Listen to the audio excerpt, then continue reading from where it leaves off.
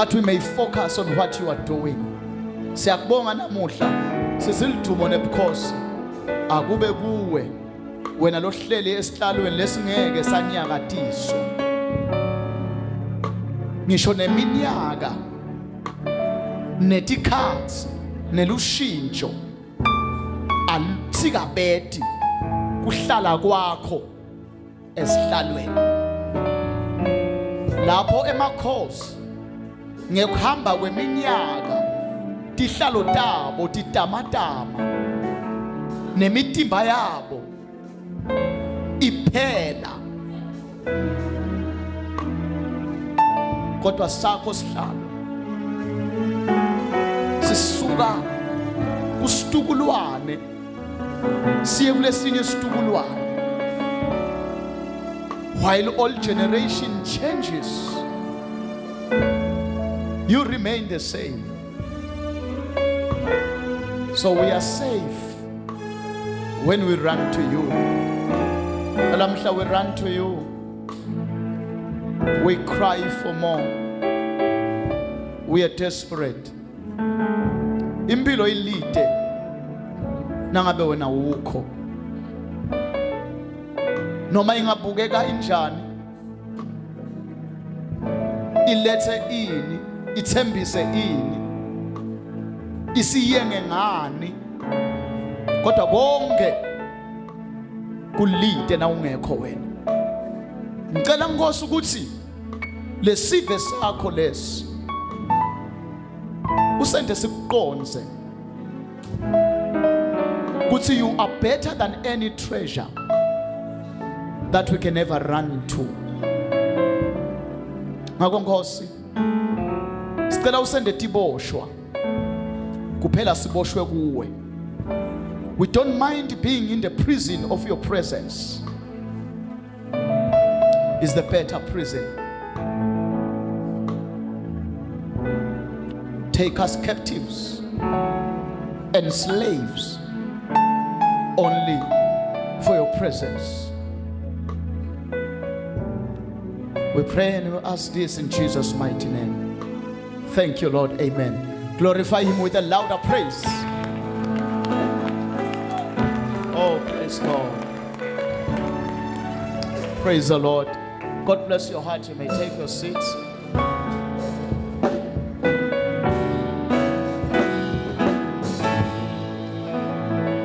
Thank you, Lord. God is faithful. Praise God. We thank him. First of all, cela kunibongela kuthi uNkulunkulu ukhona kuleli bandla. Asesitibongeleni kuye simshayele tani.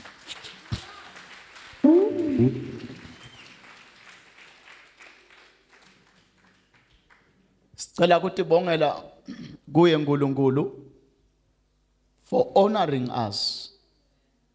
Kuhlonishwa amazulu. Amen. Kuhlonishwa amazulu ukuthi abe phakathi kwethu.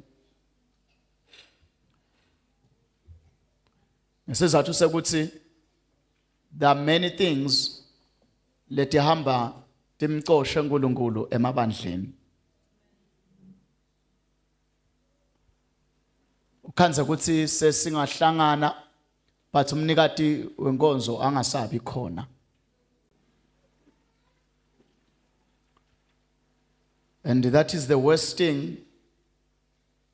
Amen. So I'm in this point, let's see, which is not a bad thing to have a beautiful facility. But bazalwane asinibiteli kule facility. Ayangosho ngikuve lokho. Yabona, we don't call you to the beauty of the church. Futhi angisho ukuthi nangabe nawo attractwe buhle belisonto. You have been attracted by the wrong thing. The only thing lefuna ikudonsa ukuthi ngiyabuyela ngiyakhona. Futhi ngiyakhona. The only thing that must attract you is the food that we eat. The food of the word of the Lord. Not a corn.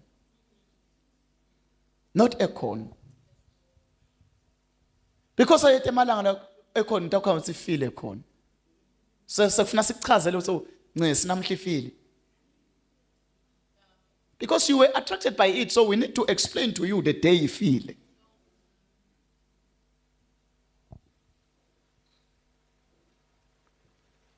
The only thing that must attract us kusidonsa ukuthi nangiyile hayi inkosi iyakhulumisana nami. Emazulu aselula sandla angisinze. Praise the name of the Lord. So Holy Ghost Palace, we want to say congratulations. Please do maintain the presence of God. Maintain unity and the sonship principles. Niyabona kule sikufunza ekseni la. Some of you, they take it lightly. Niyabona kule sikufunza ekseni la. Those things, they make God to be compelled to come. Tenda ngulungulu noma ngabe kuthiwa usinamhla hayi ngitawenqa athi bathi asengene.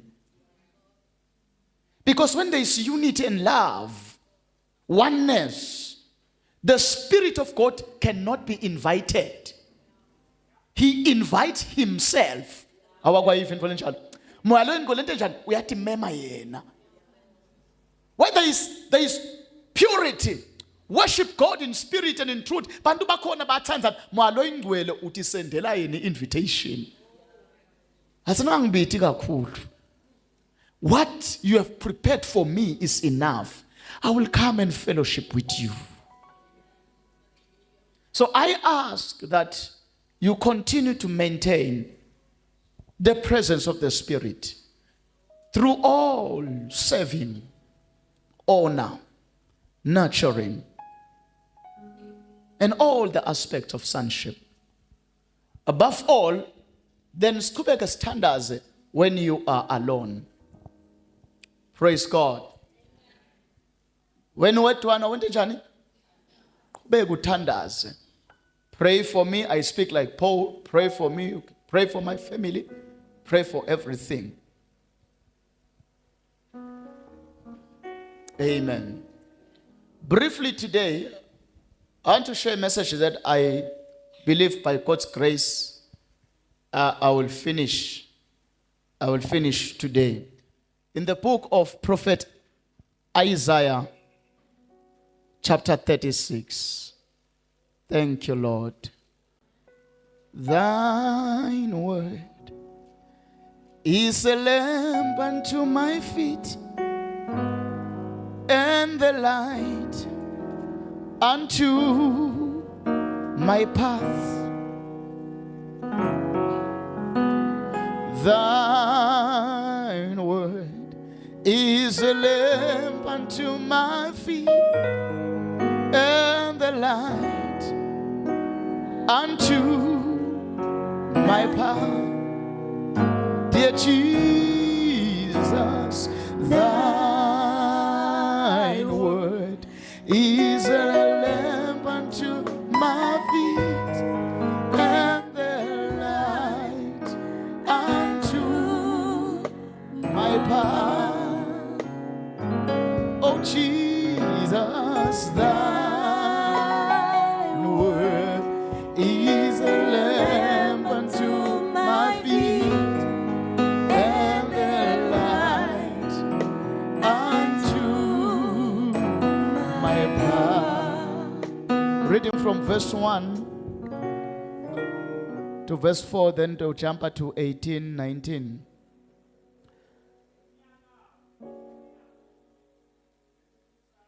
Inkosi Hezekiya kwesuka Senaherebi inkosi yase-Asariya wahlasela onke emadolobha lathi ncaba akaJuda wawathumba. Inkosi yase-Asariya yase ithumela indvuna yayo lenkulu yempi kanye nelikhulu lelibutho lempi lelesuka eLakhishi laya enkosini Hezekiya eJerusalema. Kwathi lendvuna lenkulu yempi nayingasemseleni wesitiba lesisenhla emgwaqweni loya ensimini yemgezi wetingubo.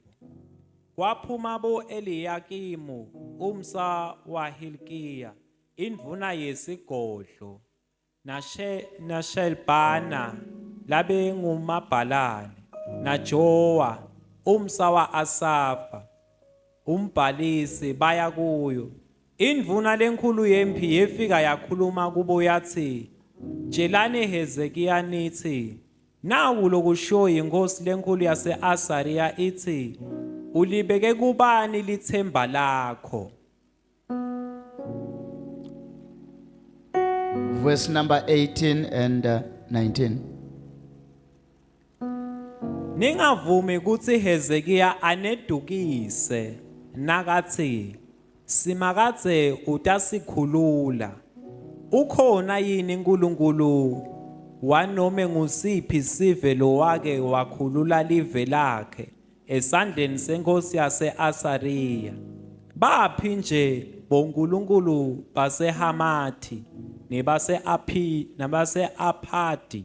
Baphi bonkulunkulu baseSevayimu?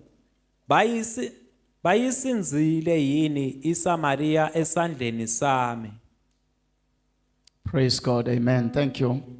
Can I do the paraphrase? Noma summarize what is happening here so that we understand. Namhla ngifuna ukukhuluma amagama lathi how to strategically set God to act. How to set God to act. How to set God to act.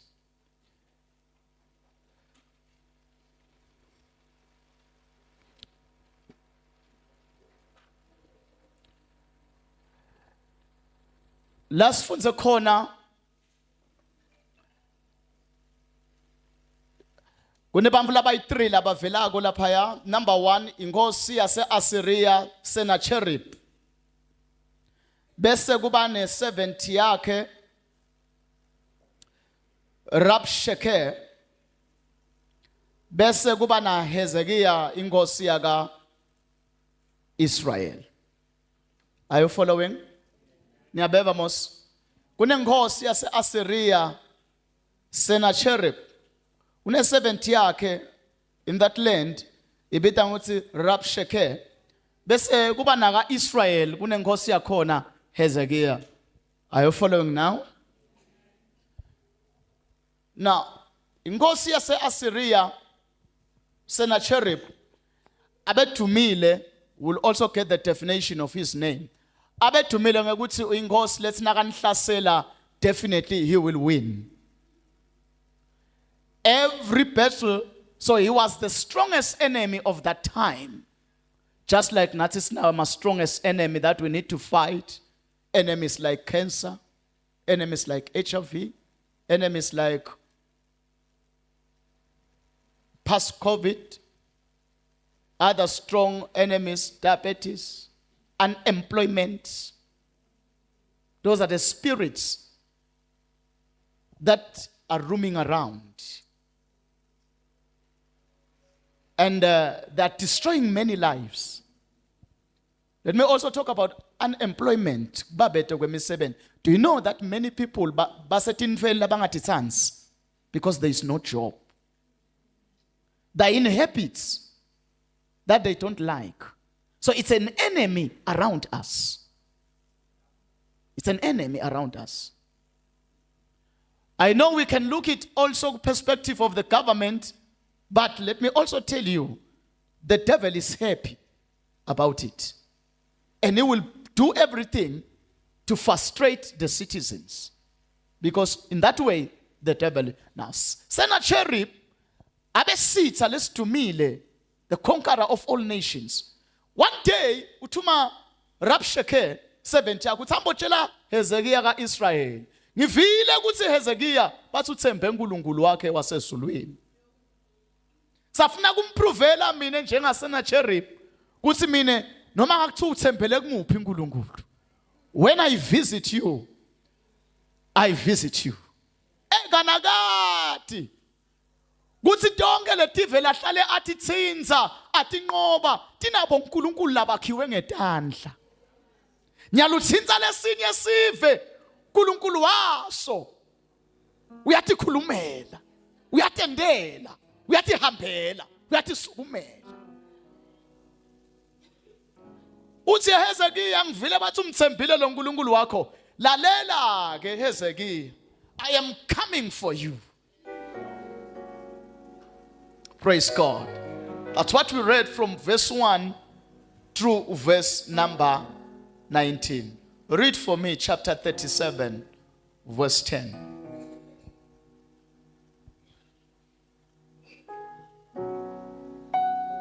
Tshelani Hezekiya inkosi yakaJuda nithi ungayengwa ngulonkulunkulu wakho lo methembako nakathi iJerusalem angeke inikelwe etandleni tenkosi yase-Asariya. Through 17 or read 14, 15 years through 17.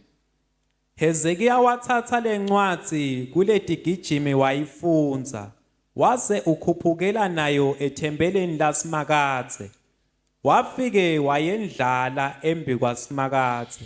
Hezekiya wase uyathandaza kuSimakathe wathi awu Simakathe somandla uNkulunkulu wesive sema-Israyeli wena lohleti emkhathini wemakherubi wena wedwa uNkulunkulu eti kwayo yonke.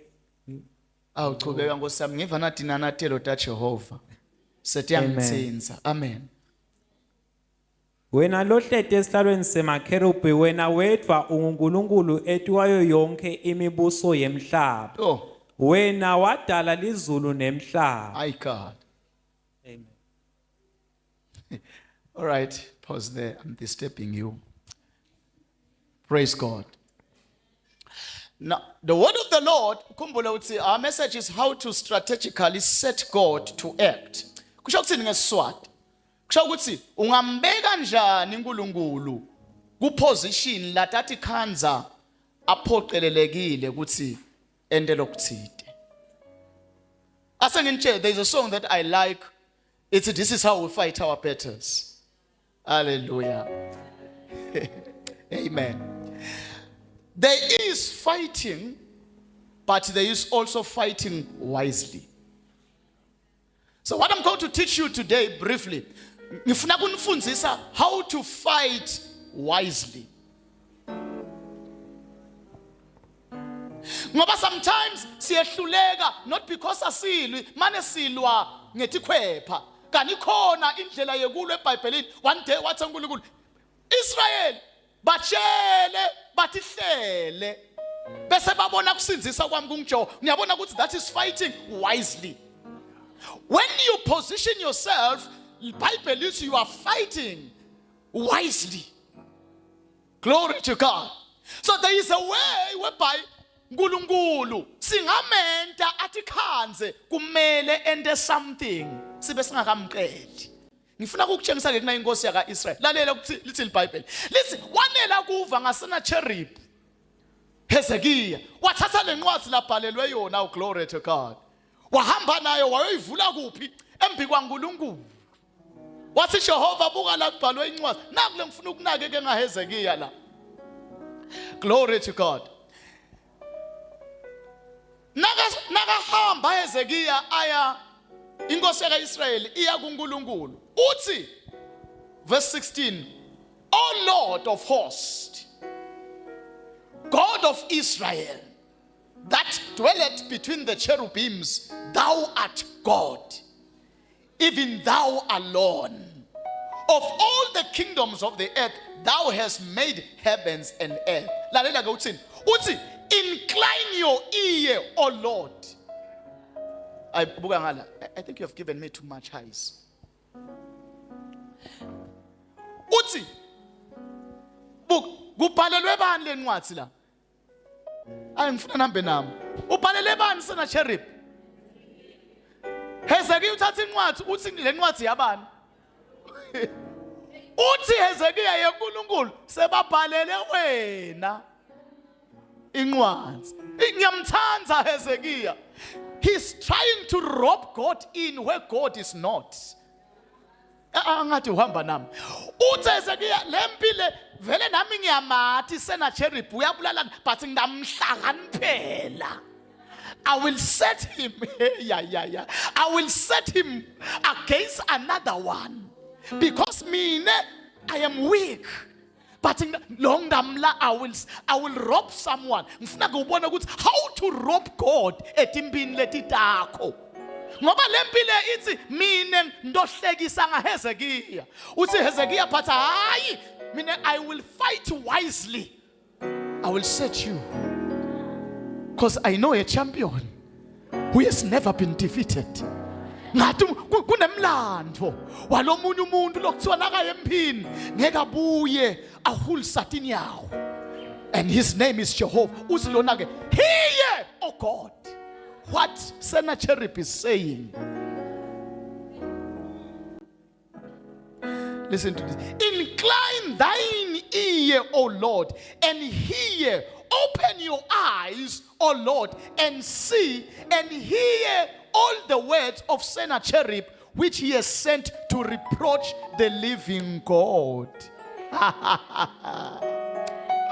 Uthi lona vani kuthithini lenkosi yase Assyria ifuna kutohlekisa ngaNkulunkulu lophilako. Hayi ngaHezekiah. Uyakuva kumuntu okuhlakaniphile. Lempi nayita kuthi ndamfaka ngenkani uNkulunkulu. Ndambekela ipenalty uNkulunkulu ngisakashayi. Hey ngoba bazalwane uNkulunkulu uyabekela ipenalty. Umbekela ungakathandazi, the way you do, the way you respond, usethele uNkulunkulu penalty. Akageji. Akafana lama striker lapha emabholeni. Akageji. Kuthi kwaHezekiah ngidawubekela uNkulunkulu na ipenalty, ngifuna akashaya bhidlite nangibabe nami. How to strategically set God to act. Also this man, here lenhlazo nakata wina Sennacherib alithi Hezekiah. Tawuhlazeka bani wena. Akafuni ukuhlazeka ke lo babelo. The God that we serve. Akafuni ukuhlazeka. He will do, let me tell you, uNkulunkulu yokwenta nendo lokuthiwa impossible as long as lihlazo nalentekile litaba kuye. Lalela, nangabe lihlazo litaba kuwe uNkulunkulu senekwendeka angayingeni indzaba. Nakutohlazeka wena. But if kutohlazeka yena, you have automatically set him to do something to protect his name. Ngiyabona la kuphileni kwethu nasifuna kulwa wisely. Rob God.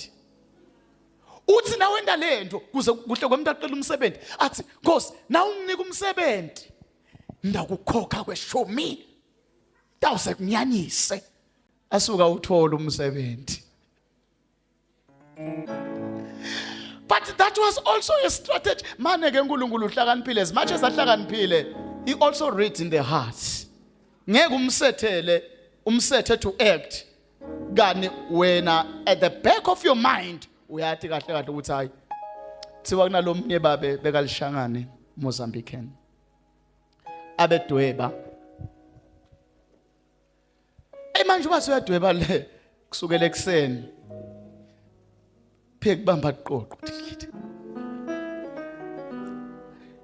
langa liphuma kuze kushaye bo 12 athi hayi qala thandaze manje ngoba abantu bamkhumbula umthandazo nasekuseni athi naka bamba athi awu akuna inhloko yashikwembula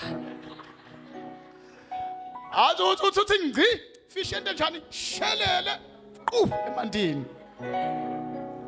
This man was wise to set God to act, but unfortunately you can't set him who reads the hearts.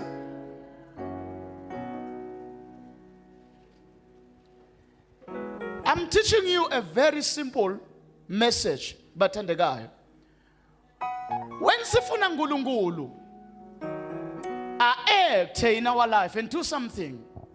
Funa wente kanje. Whatsoever, maybe kuyi prayer. Lendo ayitsina yendekile. God always wants the share of the glory. If God, in fact, not the share.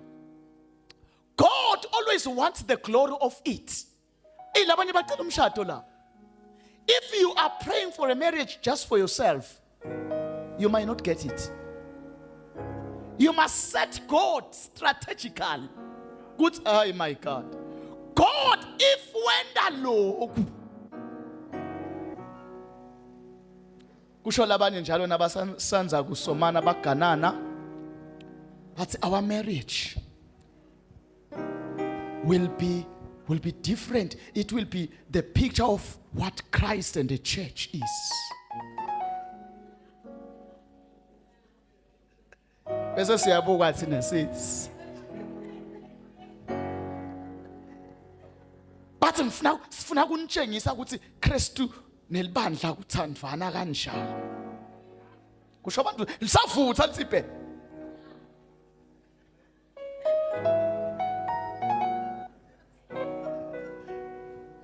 Oh, hallelujah. Awuthi kuhambe emalanga ukhanzela omnye sekahamba yedwa akhuluma endleleni. Libathi uqoqana abantu qoqana ngelozini. Hayi. Ya ngoba uvumfusa aqoqa yedwa. Usho ukuthi hayi. Kristu nelibandla. Abasabona solinye. Amen. Bazalwane, if Jesus know that he will receive glory, bazalwane, usukumfakile. Usukumsethele. Praise God. If that thing that you are praying for, itamnika lithumo, you have already set him strategically. Savela umbekele ukuthi uNkulunkulu, lana ngifuna ukukhathimle wena, oh my God. Oh my God. Noma kuthiwa sipho sakho, uNkulunkulu, I want to go preach in the nations. You want to go to preach in nations. Who will get the glory? But all the glory goes to you.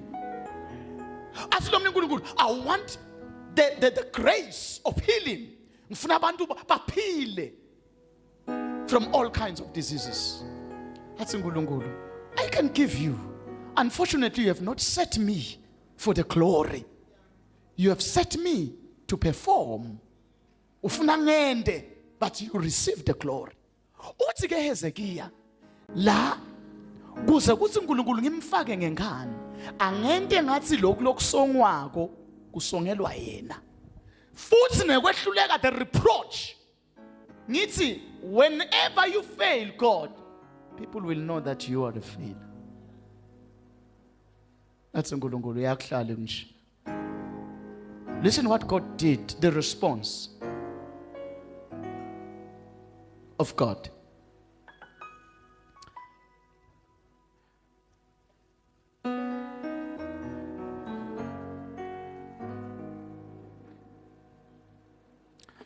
Chapter 37 from verse 21. We read 21, you read 29. Isaya umsawa Amose wase uthumela Hezekiya athi naku lokushiwo nguSimakathe uNkulunkulu wema-Israyeli uthi njengobe uthandaze kimi mayelana naSenaheribhi inkosi yase-Asiriya bantfu bawo. Verse 29, are you reading that one? 29. Njengobe uyangibhodlela. Okay, ngifuna ubambe lapha. Leli verse. Listen. Kusho uNkulunkulu. So khuluma nale nkosi yakuphi manje? Yase-Asiriya.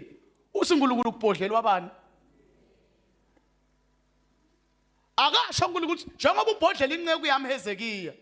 Uthi uNkulunkulu, okay, Hezekiya ukhonile kungifaka in the matter. Now, sengiva ngathi wena ubhodlela mina. The King James it, because of your raging against me. I underline that one. Against me. God began to own the battle. What's akuliwa nalomunye la nakuliwa nam. I'm taking now ownership. Kunendlela how God can take ownership of your fights. Nkulunkulu uyendiwa ayithatha i-ownership yetimbi takho. Athi nyalokuliwa nam. Ngoba nje sekusinfa inhlaveliso lami. Kuliwa nam manje. But the people of God must be taught how you set God. And in fact, that's not the only thing that we find, maybe the only scripture that we find that speaks about this. I will read some of the scriptures briefly before I pray. So God said, because of your raging against me and your arrogance has come up into my ears.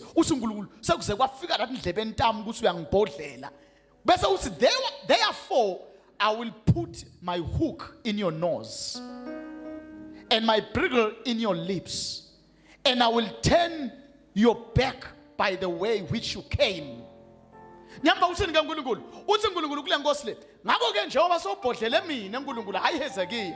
Mina uNkulunkulu I will put hook in your nose. Ngiyathi ukuthi what does that mean? Hook in your nose means I will control you. Hook in the nose means, and the prickle, netifonyo. It means control. So uNkulunkulu uthi ke in a language, when Sennacherib, I will begin to control you. I will take, in short, I will take control of the battles of my servants, because my servant was wise enough to surrender the battle to me. I will take ownership. I will control you. How to put God, how to set God to take control. You must involve him and let it all be about him. There's a song that we used to sing long time ago with Jesus be the center of it all. How many of you know that? Uthi Jesu, it's lengoma. Jesu yiba center yako konke that we ever do. When Jesus is the center of your dream, you have set your dream for success. Write that one, give it your status, tell people around. When you have set Jesus at the center, we have spoken to your future. Kulumile nalo. Now uphila as a young person, ukhona lapho uphila khona at the school or at the tertiary, and Jesus is the center. You have set your future for him. Set your future for success. Because uNkulunkulu tawu ubese uthatha ownership of your dreams. Kumnanzi lokho. Onke lamaphupho akho bese uNkulunkulu uthatha ownership uthi ami.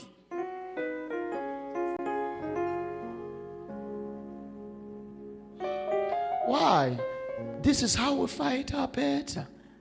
Asilwi thini. Umbhalo uthi tikhali tethu akusito tani tenyama.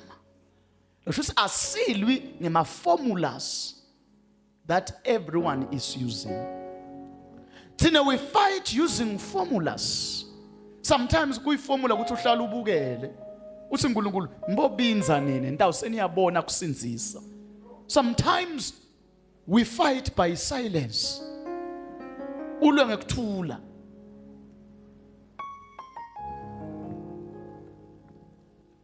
Oh, praise God.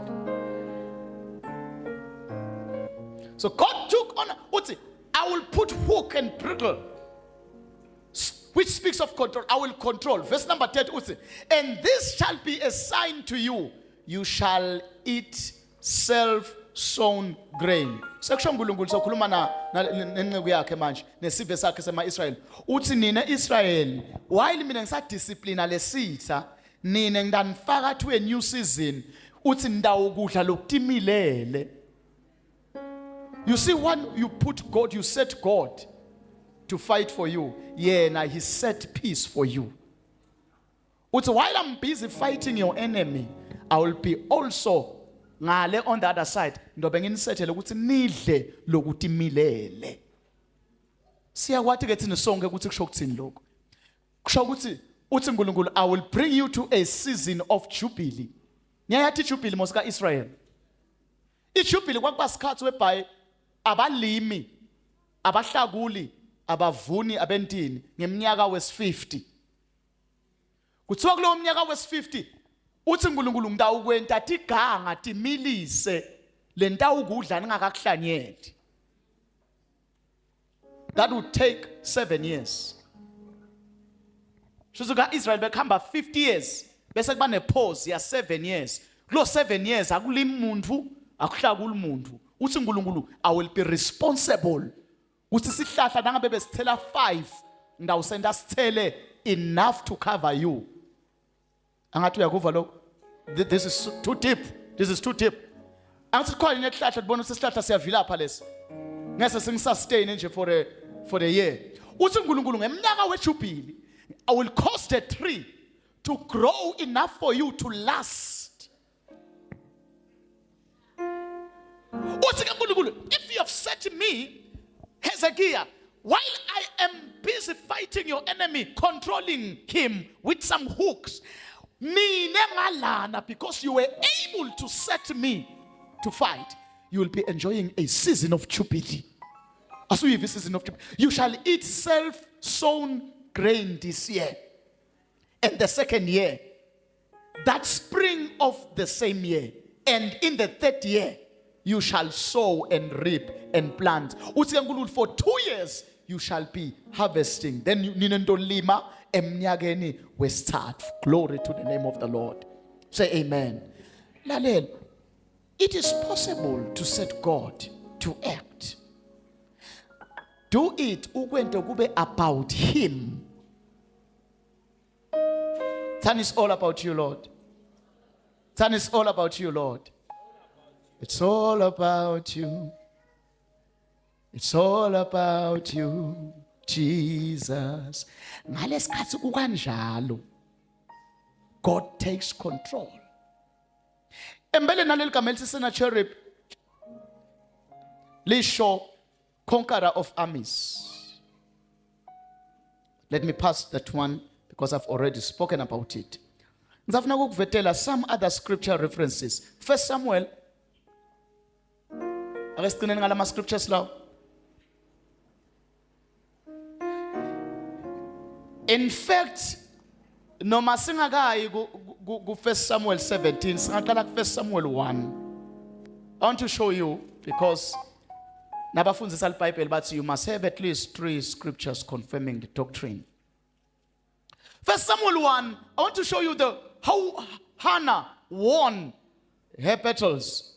The Bible says Hannah, verse 11, she vowed saying, "Oh Lord," say, "Oh Lord, if you will indeed look at the affliction of your handmaid and earnestly remember and not forget your handmaid, but will give me a son, I will give him to the Lord." Setting God strategically, putting him where he doesn't belong. Nzabe ntakho umfake. Manje inkinga yethu sicala leti ndzaba tithi singasehlula bese siyambeda.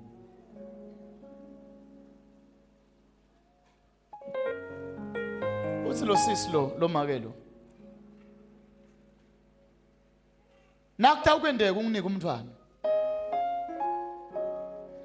Mina ngambuyisela be wakho. Who will benefit from this child? Uthi Hannah. Uthi Hannah, I'm not the one who will benefit from what I'm asking. Lokulokelwa ngimi. Do benefita wena uNkulunkulu. Ngaleyo ndlela wamfaka ekhatsi uNkulunkulu in her matters. Praise God. And God did what? He answered her. 17 verse 26, same song. 1 Samuel 17 verse 26. And David spake to the men that stood by him, saying, "What shall be done to the men that killed this Philistine? And taketh away the reproach from Israel. For who is this uncircumcised Philistine, that he should defy the armies of Israel. Mfunza kahle. Lo mna ke vana ukuthi sikuphi. Azangiphindza ngifunza. 1 Samuel 17 verse 26. And David spake to the men that stood by him, saying, what shall be done to the man that killeth this Philistine and taketh away the reproach from Israel? That's fine. For who is this uncircumcised Philistine that he should defy the armies of? Are you there? The armies of? The armies of the living God. Look this side. David, there is this man, Goliath, and we are changaza and tormenting the afflicting the people of God. Uthi David, umbani lo mfilisi lona, lotselela emabutho aka Israel number 1. Usho nje. Which is good, emabutho aka Israel. But kungathi asasishito le statement, uyathe khuta uthi, nangithe emabutho aka Israel, I have not set God. Uthi ngubani lona longakasoki? Manje lo satselele emabutho ankulunkulu lophilako. Wathi uNkulunkulu wasekhulunywa ngami manje. Ngimi ngedwa lophilako. Wathi manje I must act. Kukhulunywa uNkulunkulu lophilako. Ngithathi mina ngedwana. And in those words, wise fighting. David did not fight using power. He fought using wisdom. Setting God, strategically setting God. Wathi lana lenhlazo lelikhulu litawuba kaIsrael kodwa lelikhulu kakhulu tawuhlazeka uNkulunkulu. Wathi uNkulunkulu, hey, ufuna ukuhlazeka mina, I must act. Aninkinga yakho noma uyahluleka noma uyawina, God doesn't gain anything.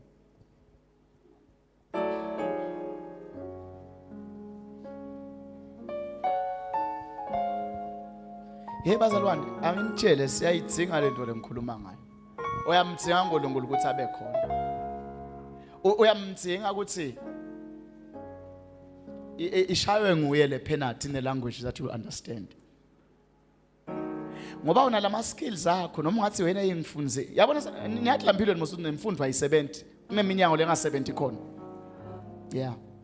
Ungathi une hengawafunzele ama penalty. Kukhona ungadzinge khona lo wakufunzela. Nakudzingeka khona grace.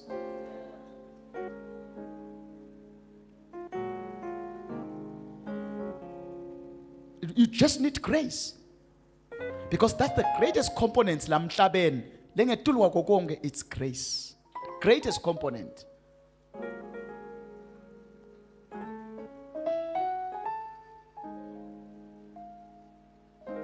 This man would say, umbani lo mfilisti lo lotselela aphinza defy angqolise emabutho ankulunkulu lophilako. Lana siyathi ukuthi kwakhulunywa ngani ngemasotsha aSaul. These were the soldiers of King Saul. Niyamkhumbula Mose? Bekumabutho abantu lawa ngelanguage yasemhlabeni. Bekumabutho aSaul. David akasho simabutho aSaul, simabutho ankulunkulu. It's making all the matter about God. Making your life about God. Lord, I live for you. Lord, it's all about you. Lord, you will be the one to receive glory. My prayers, imithandazo yami itoba lithumo kuwe. Umshado wami ube lithumo kuwe. Khaya lami ube lithumo kuwe. Bantu bami babe lithumo kuwe. Awuthandaze ukuthi abantu bami babe ngcono kunebaka makhelwane. No. No, that's a wrong prayer. Nkulunkulu vele emela phakashana athi ngiyakhompyutha. Manje ngiyajabula. But if you say, my children, God, I pray for your glory. Ngifuna ukuthi bakhule and touch lives for your name. That's how you pray. So I'm teaching you how you pray. How you set yourself for miracles.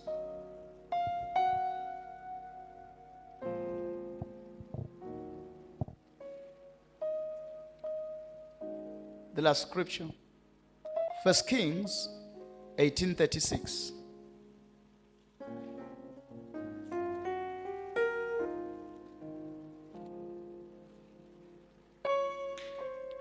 First Kings 18:36. Then I pray. Kwase kuthi ngesikhathi semhlatshelo wakusihlwa Elijah wasonzela ngaseLatini wathandaza wathi awusimakathe uNkulunkulu waAbrahama naka Isaka na Israyeli akwatiwe lamuhla lapha ukuthi wena uNkulunkulu wema-Israyeli nekuthi mina ngiyinceku yakho nekuthi tonke letinto ngitende ngekuyalwa nguwe. Praise the Lord. Let me read the Amplified Bible. At that time of the offering of the evening sacrifice, Elijah the prophet came near and said, O Lord, the God of Abraham, Isaac, and Israel, let it be known this day that you are God. Somebody say, you are God. Lana sibhekene nebaprofeti babhali. Akasho Elijah kuthi namhla kwathiwe kuthi mina ngingimesha wendzawo. No.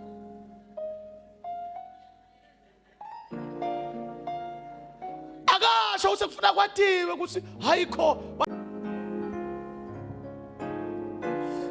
This man akasho ukuthi uNkulunkulu nawehlisa umlilo ezulwini bayongathi ukuthi ngisilwane semprofeti. No. Uthi lo prophet, let it be known. God wants to be known. Uthi kulesimo lesi lesibhekene naso, let you be known. Akwatiwe wena kulesimo sami. Let it be known that you are God in Israel and that I am your servant and that all I have done, all these things at your word. Oh, praise God. Asungulunkulu nisakwathiwe bani? So le computer kwenu kufanele kwathiwe mine. I must act therefore. And it caused fire to come from heaven. Something that has never happened. He caused fire to come from heaven. Because God was set up for that miracle. In the very verse, chapters, let's go. I'm reading this one in conclusion. Lo Isaiah, as you continue, 37, verse 15, uthi uNkulunkulu, for I will defend this city to save it for my own sake, and for my servant David's sake. Funake my own sake.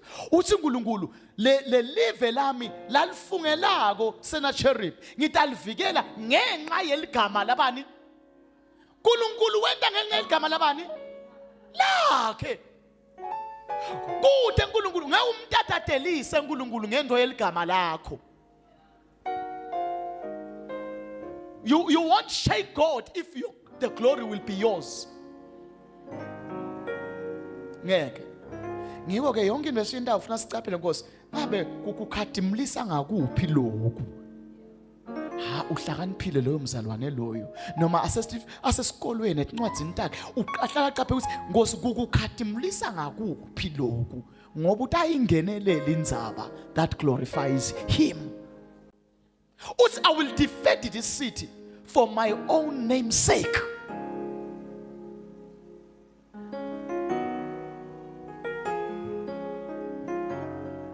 Praise God. Verse 36 of that one, Uti, the Amplified, and the angel of the Lord went forth and struck 185,000 in the camp of Assyria.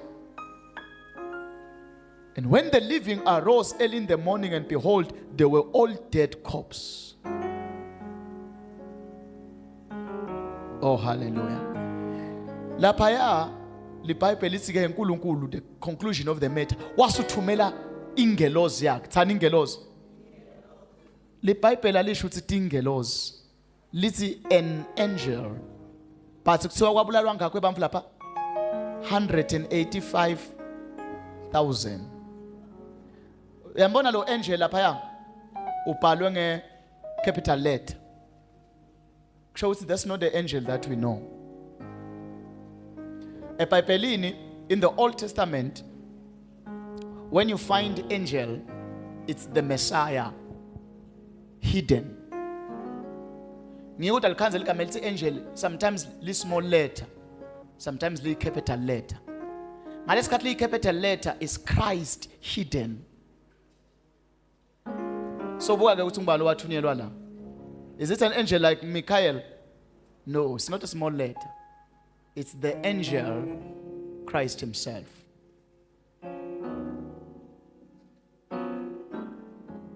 Look, when God has set up, he destroyed 185,000. Praise God. Little Bible lenkosi lena yaqina ibulawa amadodzana ayo. God set up sons alenkosi ukuthi ayibulale. Verse 37. Sennacherib, king of Israel, departed and went and returned and lived at Nineveh. And it happened as he was worshipping in the house of Nisroch, his god, Adramelech and Shareza, his son, struck him with a sword, and they escaped into the land of Ararat. And Esarhaddon, his son, reigned in his stead.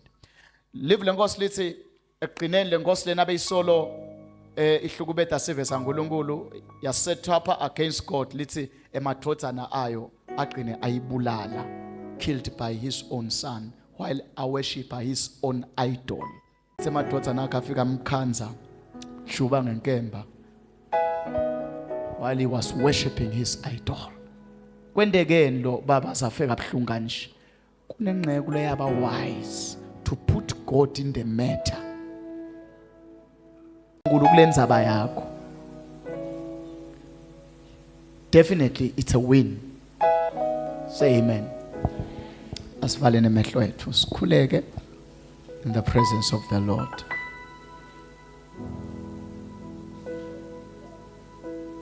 Thank you, Jesus. Thank you, Lord. Thank you for trusting us with these mysteries that are not taught by human understanding, that no Bible school can teach this. Only the school of the Holy Ghost can teach these things. Siyatithoba as your vessels to receive such. Sikhulekela Nkosi ukuthi usite to use what we are being taught. How to set you in our battles. Bantu bakho bakhona lana banetimpi letinengi. Sibonga kusifundisa ukuthi sikufaka kanjani kutimpi lesinato. By making it all to be about you. Our families, our children, our jobs to be all about you. Our dreams and prayers to be all about you.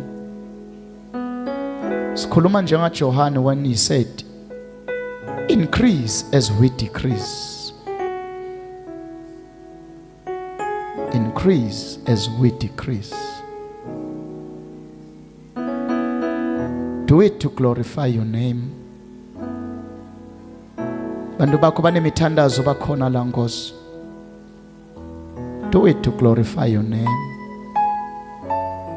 We pray and we thank you, awesome God. In Jesus' mighty name. Amen.